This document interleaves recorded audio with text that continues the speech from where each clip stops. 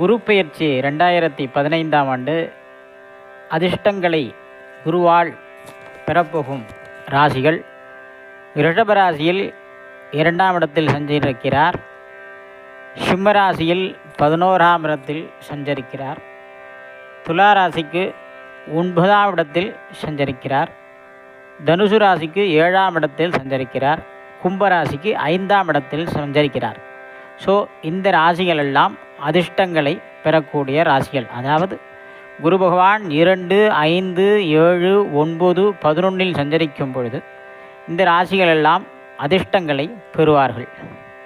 இதில் இந்த அதிர்ஷ்டங்கள் பெறாத ராசிகள், அதாவது குரு என்றைக்குமே கெடுதல் பண்ண மாட்டார். அப்படி இருக்கிறப்போ இந்த ராசிகளுக்கெல்லாம் சுமாரான பலன்கள் தான் கொடுப்பார் குரு பகவான் இந்த 2025ஆம் ஆண்டு குரு பெயர்ச்சியில். அப்படி எந்தெந்த ராசிகள் என்றால் மேஷம், மிதுனம், கடகம், கன்னி, விருச்சிகம், மகரம், மீனம். இந்த ராசிக்காரர்கள்லாம் பரிகாரம் செய்து கொள்வது சிறந்ததுன்று எல்லா திருக்கோயிலையும் போட்டிருக்காங்க. குரு பயிற்சி அன்னைக்கு மட்டும் பரிகாரம் பண்ணால் போகாது. இந்த 2025 முதல் 2026 அடுத்த ஆண்டு நடைபெற உள்ள குரு பயிற்சி வரை இந்த ராசிக்காரர்கள்லாம் பரிகாரம்னா என்ன? திருக்கோயிலுக்கு சென்று குரு பகவானை வழிபட்டு விளக்கேற்றி கொண்டக்கடலை மாலை சாற்றி கொண்டக்கடலை விநியோகம் செய்து தான தர்மங்கள் செய்து குருவின் அன்பை பெற வேண்டும். மஞ்சள் ஆடை உடுத்திக்கொள்ளலாம்.